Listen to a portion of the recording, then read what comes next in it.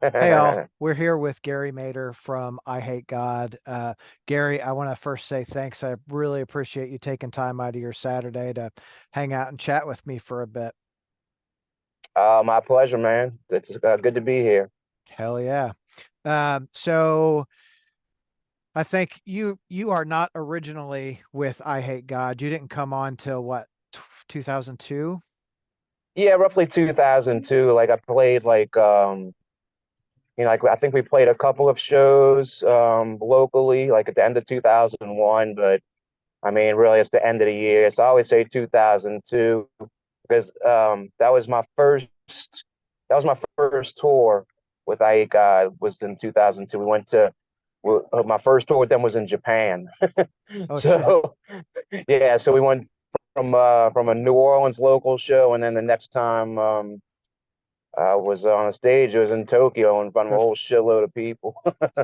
that's fucking cool. What was that? Yeah, it was What was that Japanese experience like for you? it blew my mind because at that time, I mean, I'd done like some regional touring with some other bands, but nothing like no real tours, So the going out of the country in itself was an eye opener. It was amazing. Like I've never had an experience like that before. And then having gone to like all these places now, you know, in the grand perspective of things, going to Japan is one of the most like it's one of the most interesting places to go and play outside of the U.S. So yeah, I had a blast, man. It it made me excited for the rest of what I'd be doing in this band for sure. Hell yeah. Well, I'll say I came on to I Hate God and had to be like 96 or 97. And Hmm. uh there was another band. I actually got turned on to I Hate God because of this band out of New Orleans called Novak. And they were Oh, that I don't think they ever really did anything, but I ran into them at a show in Nashville and they were like, "Oh yeah, I hate God." And I was like, "Cool." Figured it out. And I think you make a really good addition to the band. And I know we're 22 years later, I'm the but new guy. yeah, you're still the new guy. But That's cool. I'll take it. yeah, I think you're still a really good addition to the band. Oh, thank you.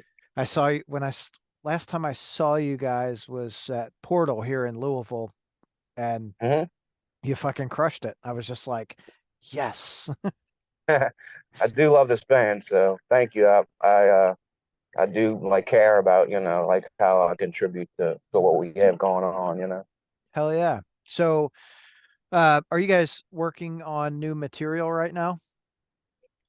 Yeah, that's kind of the main focus of this year is to get some new things going because well, it's just about that time anyway, to have something fresh to play. It's been a few years since I mean it's been 3 years since our last record now, it kind of went by fast.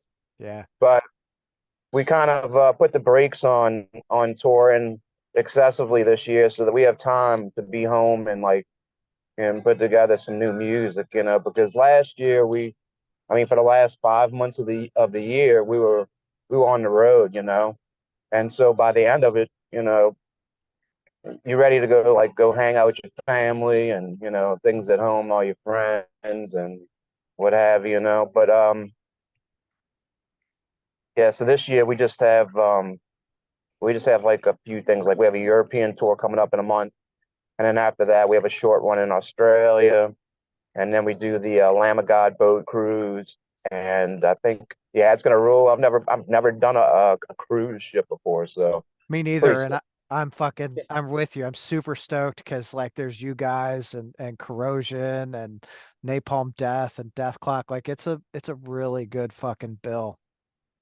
Yeah, it's gonna be sick, man. I'm really excited about that, man. But kind of something, we've done all kind of cool stuff, So, but we've never done like a cruise, It's going to the Dominican Republic, nonetheless, Yeah. So I'm excited about that. It's gonna be fun. Yeah, that'll be a really cool fucking cool run. Or a cool experience, I think, for everyone, right? Because there's gonna be There'll probably be a lot of first timers to cruises going, and to be able to see, all the bands, play a set on the way there and a set on the way back will be fucking. I can't tell you how excited I am for that shit. Yeah, we're gonna throw down, man. Hell yeah. Go overboard. Yeah. They fucking Literally, had a dude fall off, go overboard this last year. that's what I heard. It was like, I think it was like right when it first it was like the first day or something No, crazy like that I think it was on their way home. on their way home. Yeah, he what did they I think the story I read said 3:30 in the morning the guy fell overboard. I'm like, fuck that, dude. Like, It's it's human nature, I guess, for us to do things like this. yeah, yeah, we're kind of fucked up. What Yeah, can we are. But Yeah. I think that's it probably happens often on cruises, I would think. I mean, I don't know if it sucked that if it was if it was for the Lamb of God thing, but I don't think it's a big deal. Like I don't think it's gonna we'll be all right this year. I'll just say that. Yeah, that's fair. Yeah. We'll have all the madness on the boat, not off. Yeah. We'll figure it out. We'll be all right. For sure. So that Australian run you guys are doing with good old Goat Whore. Yeah, we're stoked about that too, because um, we had done a couple of tours with them last year in the U.S. and it was awesome. It was so cool to tour with friends. You know, like these are like people we've been known for like 30 years or whatever. You know, so Yeah. it's a different kind of tour when you're touring with a bunch of your friends, and it just kind of makes the experience fun or more fun. Than not that we haven't toured with some really cool bands. We've toured with some fucking people that I'm still friends with. From my first tours. Yeah. But there's something different about touring about your homies. Like from your area. So yeah, it's gonna be cool, man. That's why we kind of pushed for it. Like for this, and we have a tour in the UK for December that they're coming out with us for, and we also pushed for them to come along for that as well. So Hell yeah. yeah, it's gonna be fun, man. I'm excited about those tours. Yeah, I really wanted to catch the Goat Whore EHG tour. I think you guys hit Indianapolis or something, and Goat Whore played the night before here. And of course, I went to see Goat Whore, which I'll tell you a funny story about them in just a second. Um, Mhm. but I went the night before to see them here, and I don't remember what the reason was, but I had something going on the night you guys were all in Indy, and I was like, son of a bitch. So Yeah. my wife is a hippie, like Grateful Dead, Dave Matthews, that kind of shit. We Hmm. um we went to go see Goat Whore, Battle Cross, Convalescence, and some other bands at a thing in Michigan. And we're buddies with the Battle Cross guys, so of course we always go support them. And Goat Whore's headlining, so it's the end of the night. Everyone's drunk. I grab my wife and we go right up to the rail on TA side of stage, and we watch the set. And again, right, my wife's a hippie.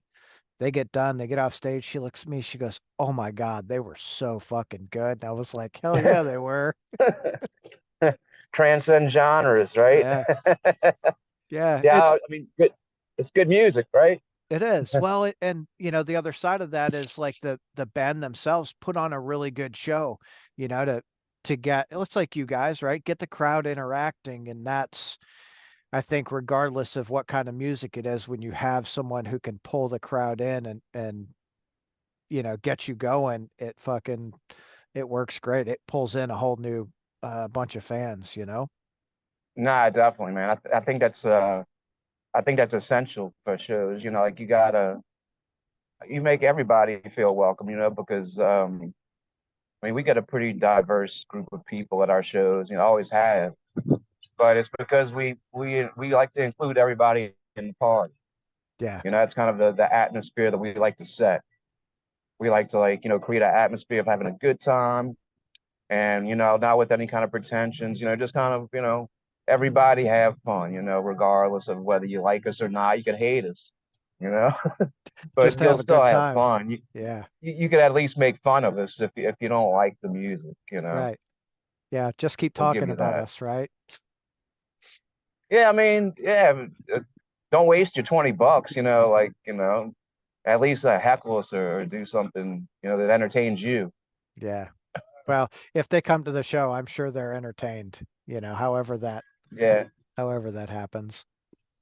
And I guess even if they do like us, they'll heckle us too. Yeah. Yeah, I don't know. I mean, I guess maybe, but yeah, hecklers are, I don't know. They're fun, whatever. Yeah, So, we need them. yeah. Well, yeah, we need all kinds of different people showing up at shows. Like keep it, keep the energy interesting.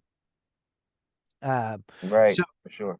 how many songs do you guys have set for your next album? We don't have like it's the way that we put things together is like we'll get together like all year, and our friend Steve comes up and records us every time we have rehearsal. And it's I mean, we do have like like people come in with riffs or whatever, but most of what we do is just get together and jam, a couple of times a week. And without some kind of course an inclination towards writing something new, but it's something that kind of like the riffs kind of form themselves as we kind of just hang out and jam, and so our friend has everything recorded, like all the minuscule jams, everything that comes across as a riff. And then once we get enough of that going, then we start to put everything together. And we're kind of at the point now, like where we had just started getting together, like maybe like a month ago.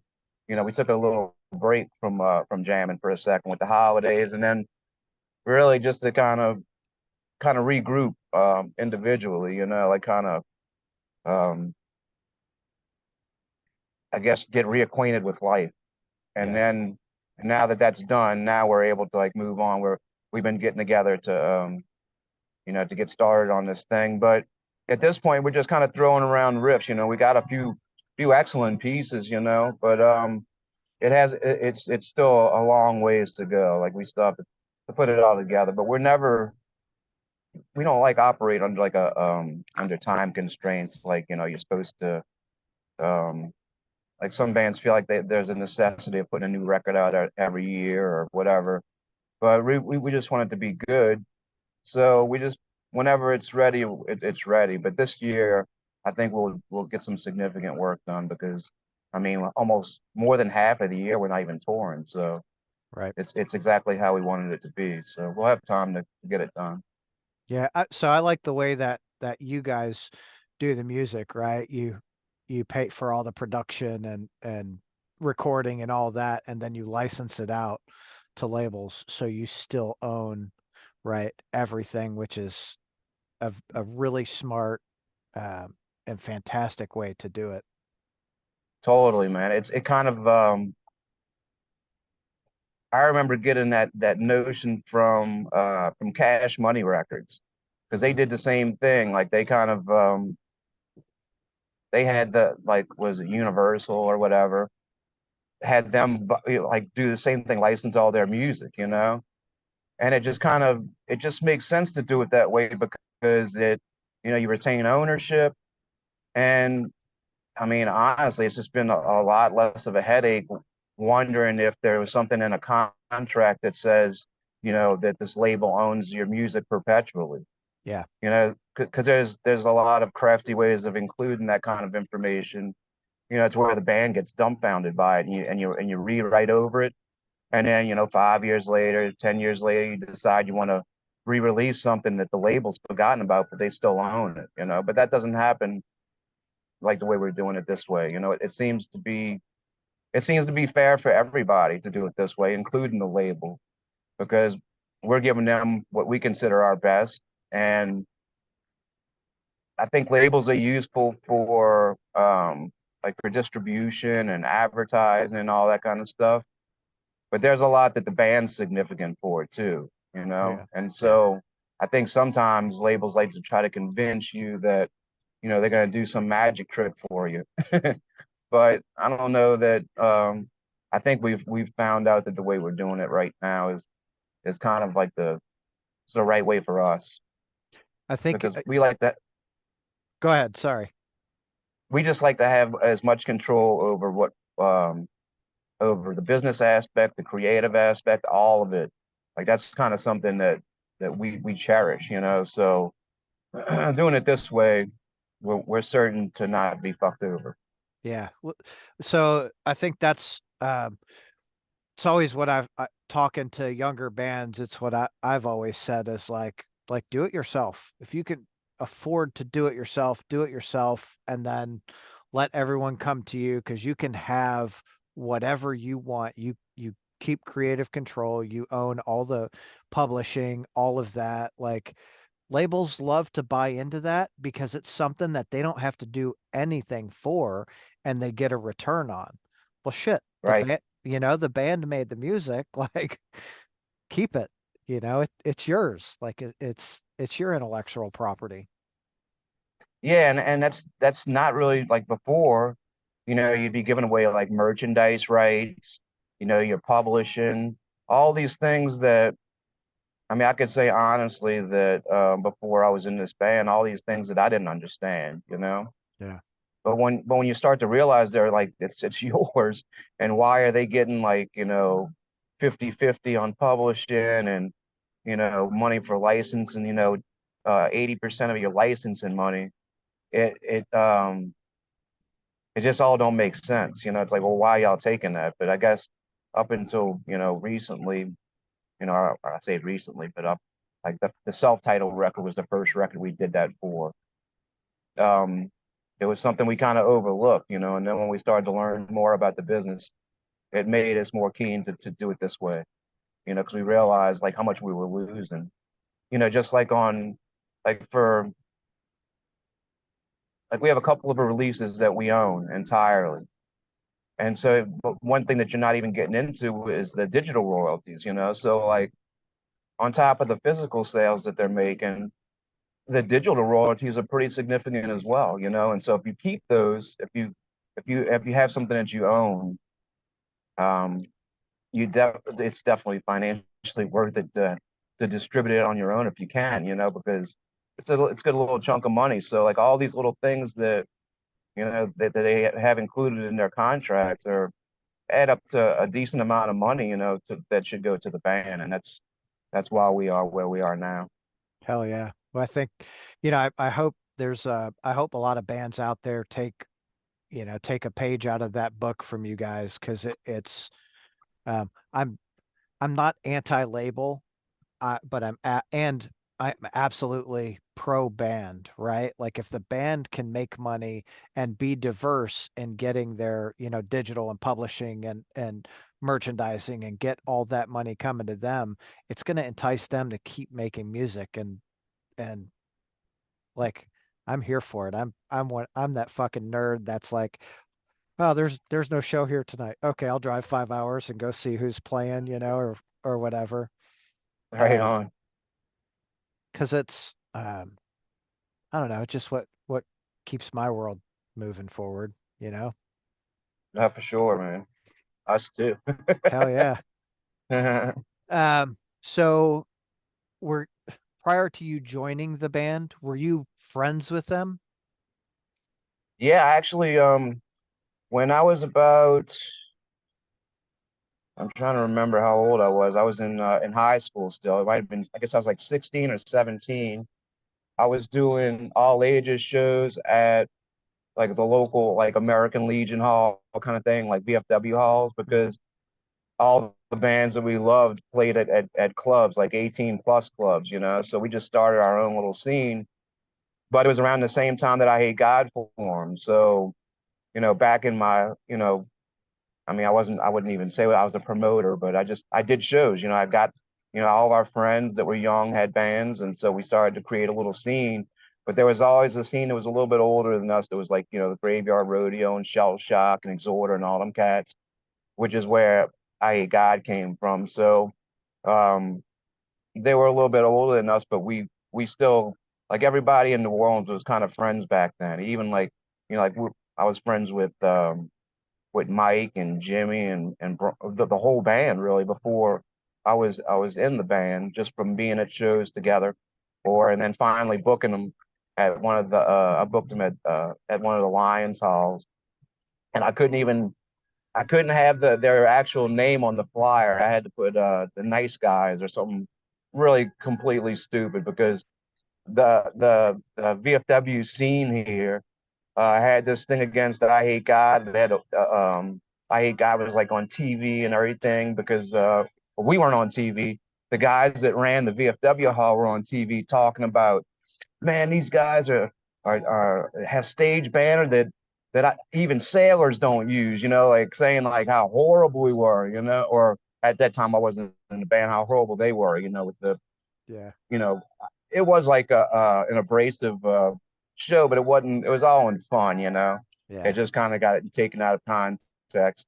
Um, but yeah, so as far back as then, that's when I was introduced to the band at the very beginning. And at the very beginning, I even thought um it was a fucking great band. I loved the like the it seemed like a natural chaos, that when they played, like the feedback and everything, and the noise and everything, all the aspects about it that weren't present in any of the other bands at the time were all the things that like drew me towards them. Like I'd go see them, like me and it started like me and like 20 or 30 people would go see them play, and then eventually people started to see there was something different from the city, that wasn't all the thrash and the hardcore that we were all familiar with. It was something.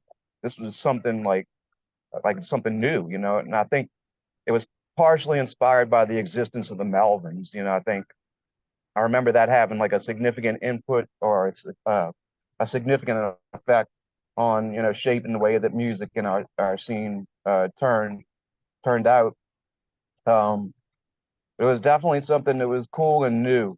That was it had like the intent or the like the rawness of like punk rock and also the it came from the same place. We were all as a hardcore scene, and Hmm. so even back then, like to me, it was just like a noisy form of hardcore, a noisy, slow form of hardcore, Yeah. and that's just something that I dug big time, because it was a lot of there's a lot of good bands back then, there's like Graveyard Rodeo is one of the best, and Exhorder too, was like heavily influential to all of us, but this was the next step for New Orleans, I guess, was Yeah. something deconstructed and Fancy and and and more. artsy. Say it again. Fancy and artsy. Deconstructed. Yeah, I don't know how much like how artsy it was, because like I said, it wasn't not too many people were like keen on it at first, like even like some of the metalheads couldn't stand it because it was like, it wasn't fucking tight riffs and whatever, Right. you know. Yeah, but that's the beauty of art, right? Like there everyone's going to interpret it how they want, and there's a lot of art out there that like all these people are going to love and all these people are going to hate. Like Not fuck for it, sure.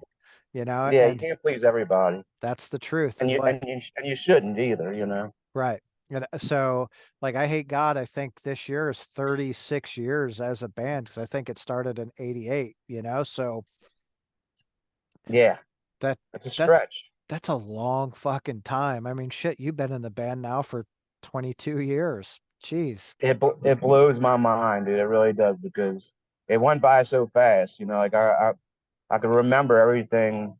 I mean, there's a lot I forget, but in general, I remember like the whole journey, and it doesn't seem like it's been 22 years for sure. Yeah. That's it's cool as shit. And to be able to do that, and I I take you guys, I take the group as a whole as you guys are a family, so being out on the road Absolutely. with your family is God, it's fantastic to have someone to share those experiences with. No, it is really super cool, man. And we are a family. It's I think that's what keeps us together is we fucking love each other, man. We're a bunch of brothers.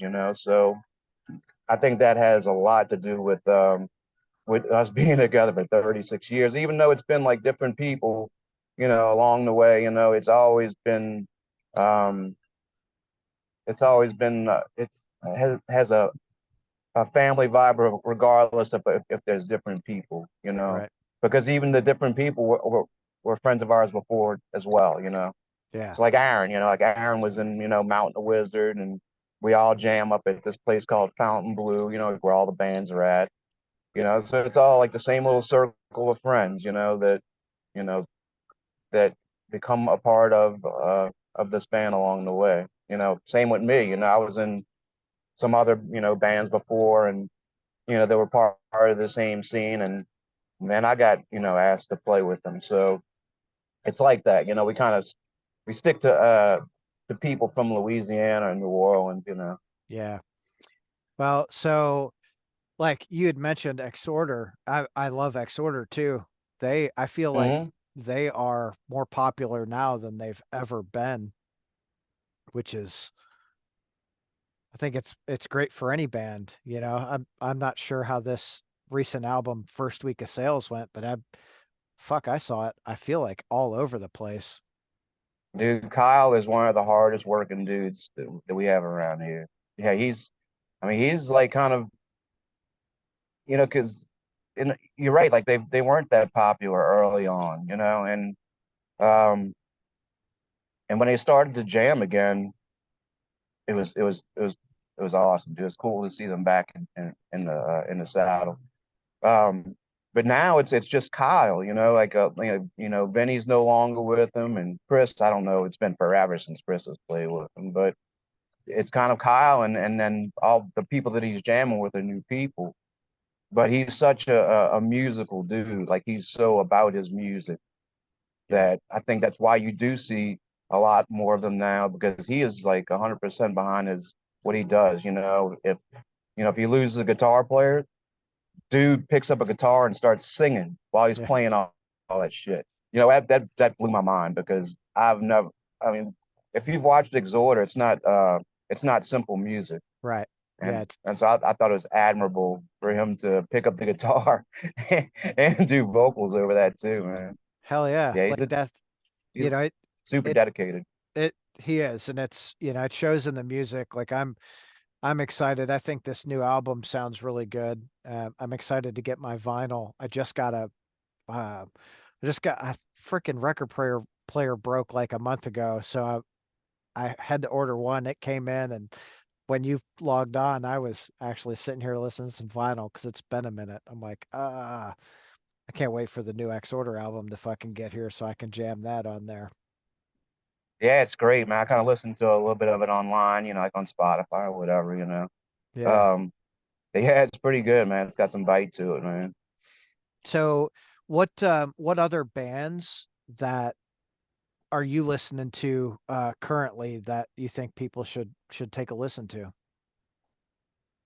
Oh, um, what am I listening to now? I've been listening to a lot of I say newer hardcore bands, but it's been around for a second. There's been a lot of like cool shows in New Orleans, like kind of like punk crusty shows, and I'm trying to think of some of the bands I've seen. I've seen recently Physique were fucking excellent, dude. They're like crusty punk band, but super brutal shit, man. And they have like that 80s hardcore Okay. uh vibe to it, no singing and shit. I'm kind of like, oh, I'm not gonna say anything. Uh, and then I'm just happy what's happening with hardcore now. It just sounds like something that I grew up with, versus like some of what other stuff that comes is described as hardcore, just different.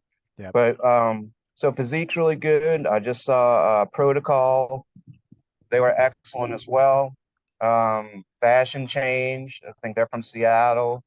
Um,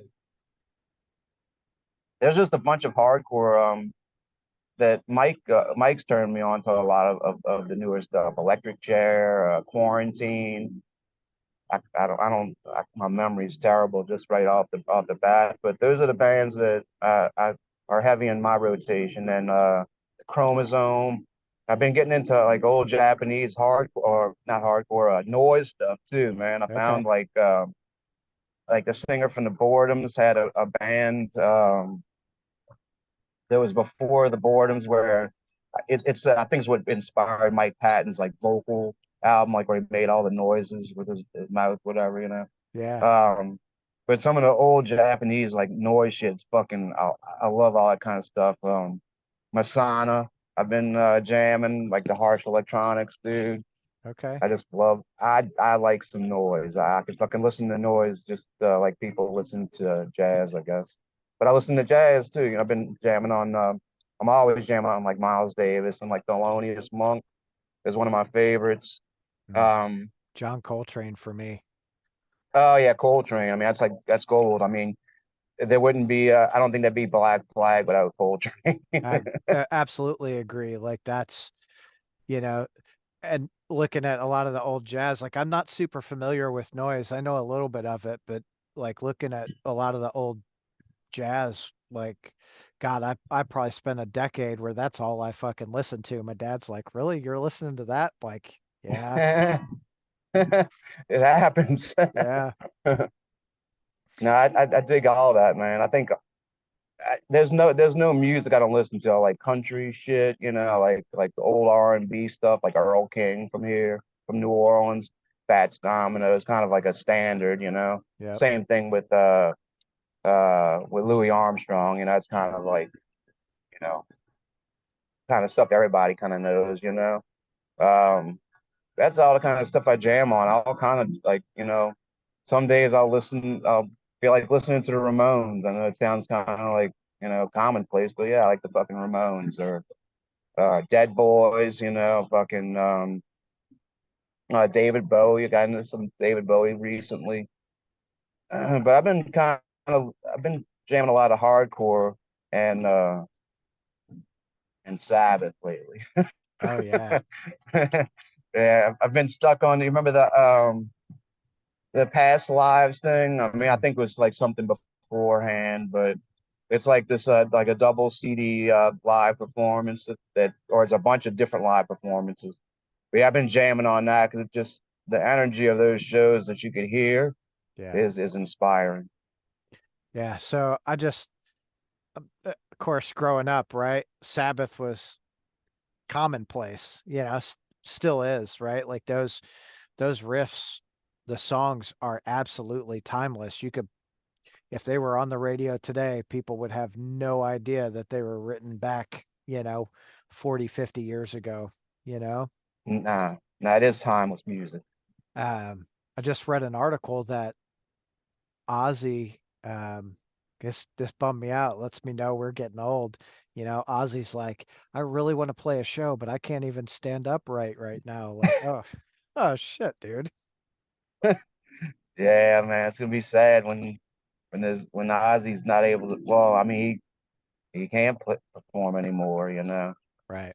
I'm just thankful that I've seen him at least a couple of times. Yeah, me too. And that caught that Sabbath tour on the end, which was, God, they sounded so fucking good. And I feel like Ozzy was like top of his game that night. Yeah, yeah, that's the one thing, dude. Is he might have a teleprompter and all these things. You know, like people talk about him. You know, like the dude isn't like fucking hasn't done like a million fucking shows. You know, Right. it's cool that he still has the intent to want to keep going. You know, some people just kind of fade out and you don't hear about him again. But he's a fighter, man. He's all about about what his life legacy of playing music, you know. So For sure. it's cool. Didn't matter It, how much he drank or how many drugs he was on stage that night playing.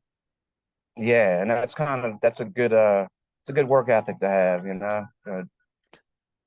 Other level another level of dedication, you know, like Right. definitely something that's beyond.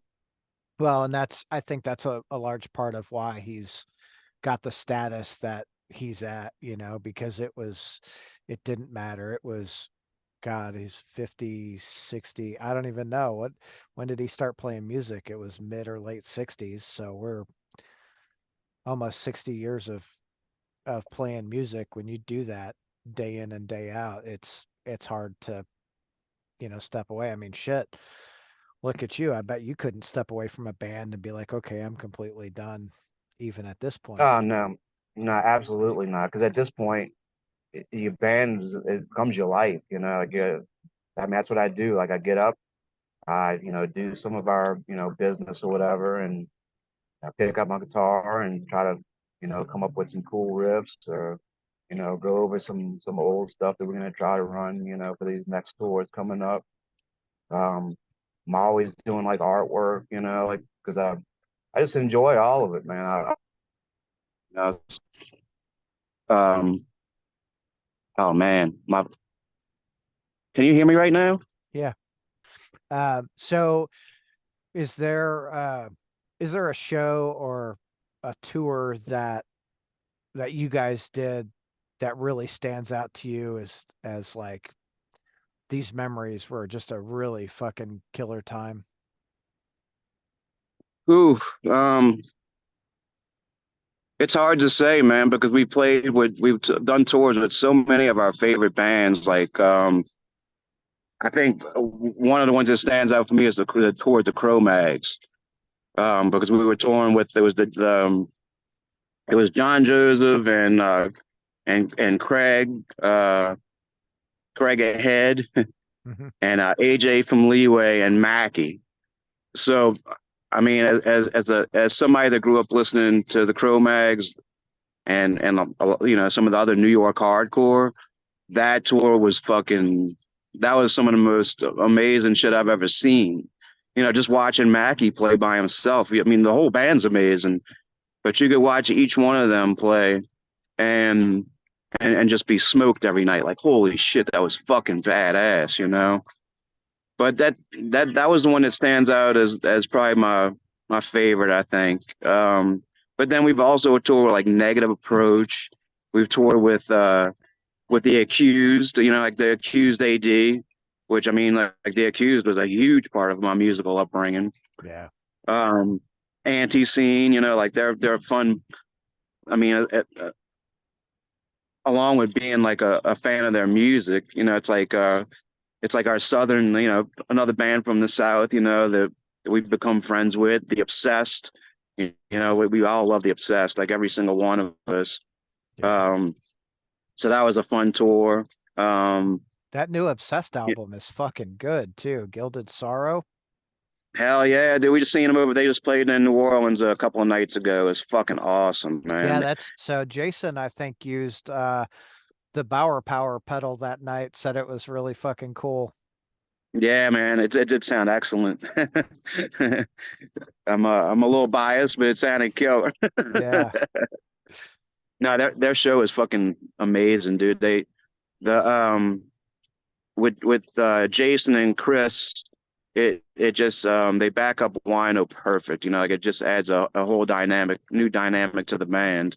Yeah. Um, but yeah, that album really is good, man. It's good to see Wino still putting out music that's fucking killer Yeah. Yeah, I was super for sure. excited. They did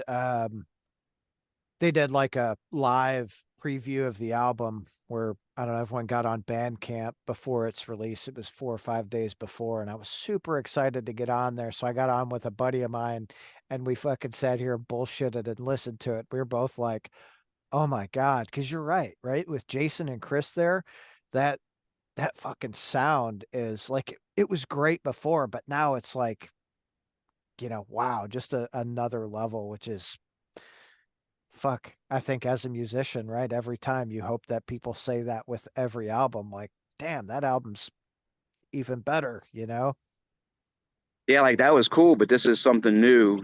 That's like and I think that's what kind of with having Jason and Chris in the band, it makes like a new kind of obsessed record, because gives Winer some more room to do what he does, because he's got that a solid foundation behind them, to me.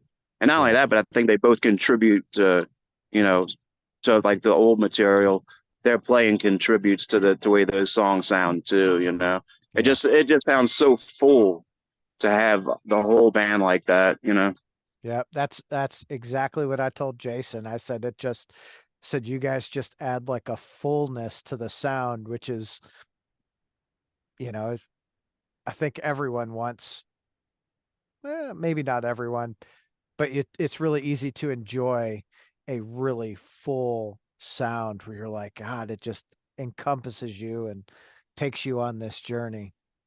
Yeah, totally, man. That's exactly how I felt after they played. We were all just like, "Holy shit, dude, that was amazing!" Like it is every time we've seen them.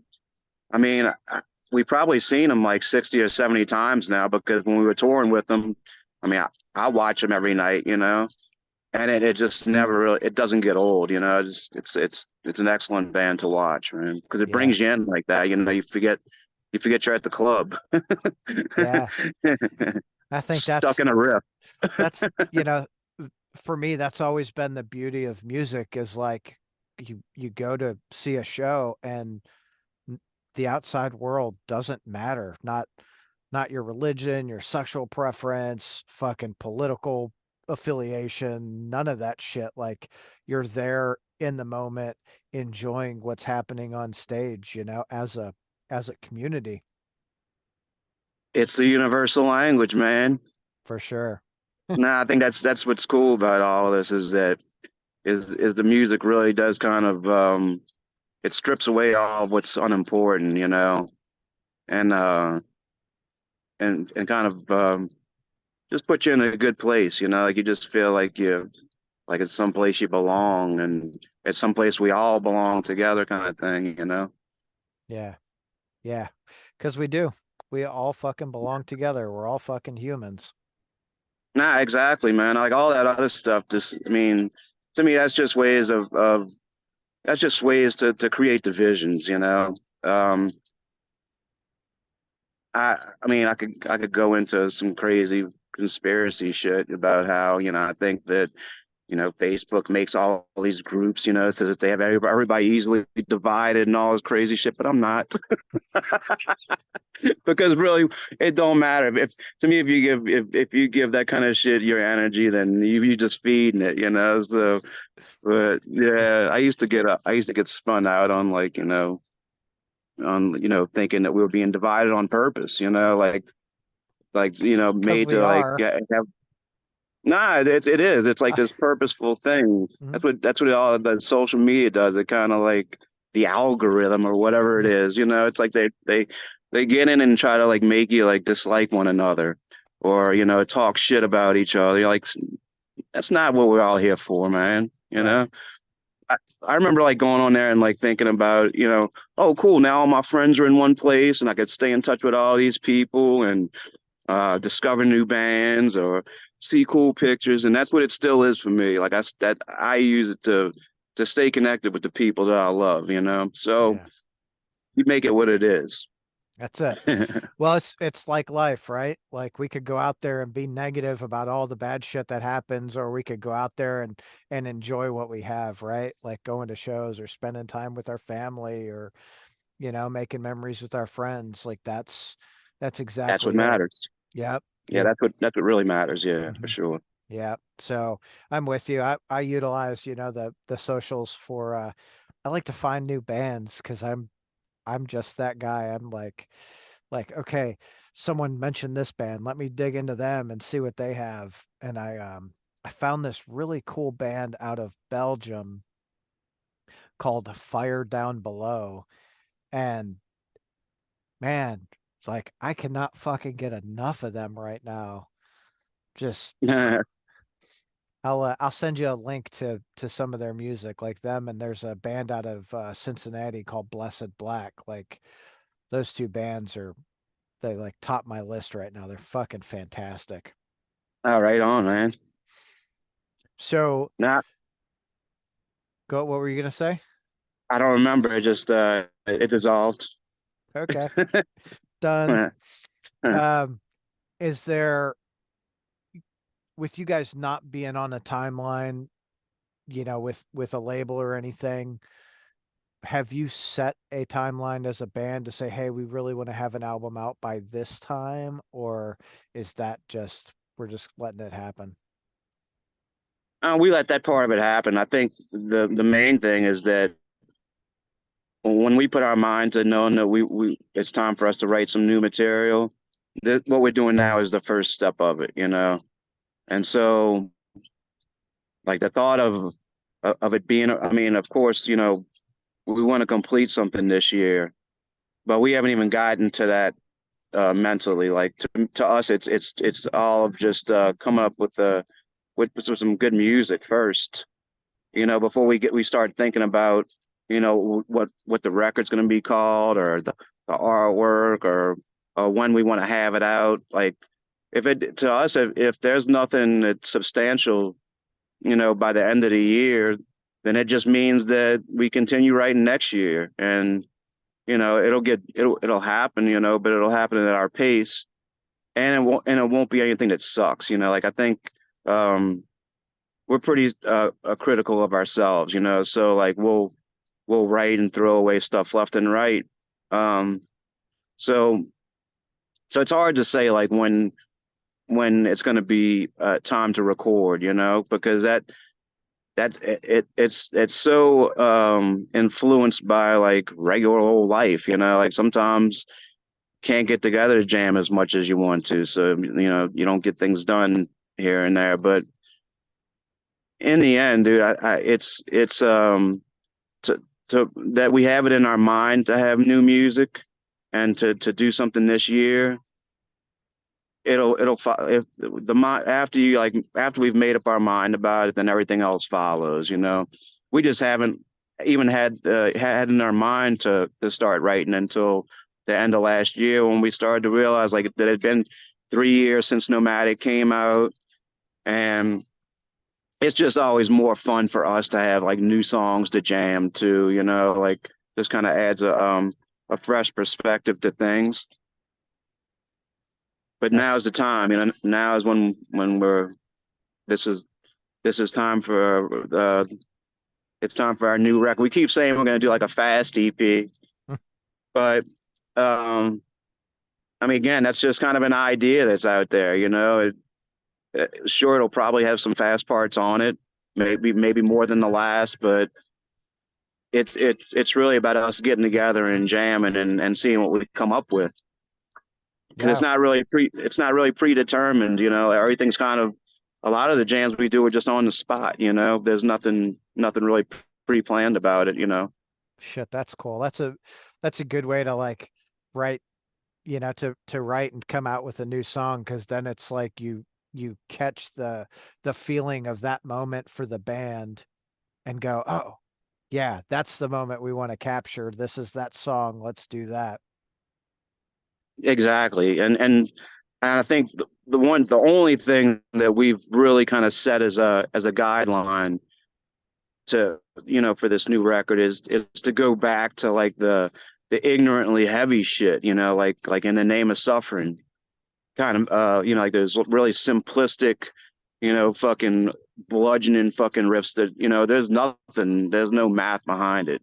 Right. You know, it's pretty, it's easy music to play, but it's the melodies, like the catchiness of those simple melodies that make for a great record. And so I think like the last record we always joke is kind of like our prog record, because we went deep on some of those riffs. Like I go back and try to learn some of it, and it's like learning somebody else's. It's like, well, I haven't played it in a long time, so it's like playing like wow, we wrote all this. You know, it's kind of a trip.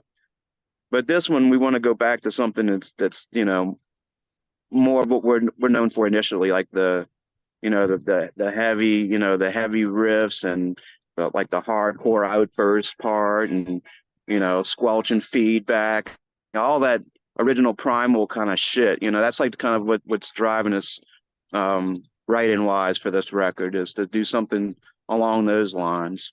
Hell yeah. Well, that's fucking exciting to hear that part. I'm like, I'm all Yeah, I'm excited too. hell yeah, dude. I feel like Jimmy, when I talked to him, he was pretty excited to be writing some new material and to get that together and get out. So that's it's always nice when the band is like, yeah, we're fucking excited to do this. Like, yeah. Oh, dude, we're all stoked right now, dude. It's because we took a little break, like we gave ourselves a few months of not focusing on the band for a second, and with that, dude, you realize like, oh man, we got to get back up in the room. Like you start to develop this urgency towards doing it again, and I mean that happens every year, but that fresh feeling that you get like when you first start jamming again at the beginning of the year and everybody's ready to go again and like everybody's like got riffs and everybody's listening to music and like we talk about all the shit that we like and talk about Skinner too because we've been liking them forever kind of thing, but it's an excitement that kind of fuels the writing process for sure, as well as the live aspect of it as well because you start to miss being out there, it's like you just start. I miss being on tour and hanging out with all my with all my fucking best friends. Yeah. Um, so yeah, it's gonna be a good year, man. We're fucking we're on fire, man. We're ready to go. Hell yeah, dude. Well, I'm excited. I'm excited to see you guys uh tour the States again. I know we probably got a while before that happens, so I'm gonna wait impatiently as hell. Yeah, I Um, think we got like at this point, I think we got two shows booked in Florida. That's like the only like U.S. stuff we have going right now because, like I said, we want to kind of take a break from just being out there so much, because it's easy just to keep touring like that. yeah. But if you do that, you wear out your audience. So we want to keep it to that delicate balance that we've always had of having people be excited when we show up again. That's kind of something you want to maintain. Yeah. Yeah, that's the truth. Where in Florida are you guys playing? We're doing a show at the Handlebar in Pensacola, and then we're playing in Gainesville as well. Um, I can't remember the name of the venue offhand, but I mean that's like our only two domestic shows at this point. Everything else is abroad. I might have to fly down for that. Ah, right on. That'll Yeah, be we might fun. tour later in the year, but I mean, as of right now, we ain't running to go do it. Like Right. this is the time to write. We got the opportunity. Yeah, I think that's it's wise to take the time away from like being on the road so you can like focus on putting the music together and putting together a good piece of work to get out to the masses. No, definitely, man. Yeah, no, it's. I forgot what I was saying. I do that very often. Sorry. You're good, I started brother. to say something in mid sentence. I could literally forget entirely. So I, there you I go, live on film. I do it with my wife too. I'm like, hey babe. She's like, what? I'm like, I don't know. Whatever. Yeah, that's cool. That must be some human tick. Yeah. Yeah. It's called getting old. Yeah, that's right. That's right. That's right. I'm not old. I feel like it. Yep. What's So that? I said I feel like I am. Yeah, you gotta. If you think differently, you won't be. Yeah, that's true. Yeah. I just gotta get back out and ride my bike and shit. That helps me feel a little younger. No, I ride my bike a lot and I walk around the neighborhood and like spend a lot of time outside. That kind of thing kind of keeps you going as well. That Yeah, and the music. All of it together. for Well, sure. that'll keep you here for a second. A quick second, but a second. Hey, yeah, you'll be dead soon. Yeah. We're all gonna be dead soon. Fuck it. Yeah, we're gonna be part of this mass extinction or whatever. Yeah, what Cool. It's been fun. yeah, for sure. We still got a little bit of memories to make. Oh yeah. We still got at least another. I say like 2050. We get some kind of cataclysm or something, but that's a ways off, man. So while we're here, let's just fucking jam and shit. Hell yeah. So is there a club or a venue that you like playing more than anywhere else? Um, not not like any club in particular. Um, but my tendency is towards the smaller clubs. Like some of the big festivals, that's cool, man. It's like some of it blows my mind sometimes to see the size of the audiences we're playing in front of. But really, to me, the real fun is in the little tiny clubs, you know, like I'm trying to think of some off the top of my head. There's the Milestone and I can't remember off the top of my head. I can't remember where it's at. But it's like all these little tiny clubs that you could tell it's like they got a scene, like people that go there all the time, and they actually there's you know somebody putting on the show that actually knows who your band is, and it's more personal to me to play at the smaller clubs. You know, we're always treated well. You know, when we play like big festivals or we play, you know, bigger shows like when we toured with War and Napalm and we toured with Clutch and all that. That was cool. You know, it's like and Black Label too. That was like a whole different world that none of us had really experienced tour wise. Um, but there's something that's more familiar to me about playing small clubs. Like that's what we grew up in. That's what I know the most of, and that's where I feel the most comfortable. So no place in particular, but whatever small clubs in your city, I Uh, like it. All right. Those are the shows I like to go to too as well, right? Like they are